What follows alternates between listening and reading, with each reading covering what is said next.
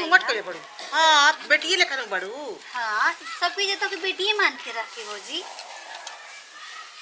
Mummy जी कहो कोनो गलती होई तो खिसियाम जम ना हो ना खिसिया कहे के तेरा। अरे गलती हमरा ये कर पकौड़ी के बनैलो सा काहे जी बनैलो सा के पकौड़ी हम बनले बनी बाबूजी गलती कोनो होई तो माफ करम।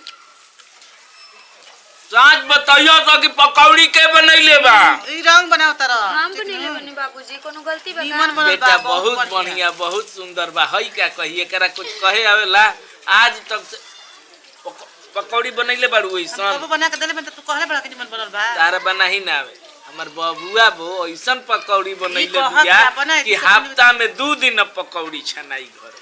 ठीक है तेरा तो बनैनी बाबूजी की कैसन बनी कैसन ना बनी। बाकी बहुत बढ़िया बनले बड़ू जनलू बहुत बढ़िया। हमार ना भौजी पसंद कइल हली बिगर बिगर।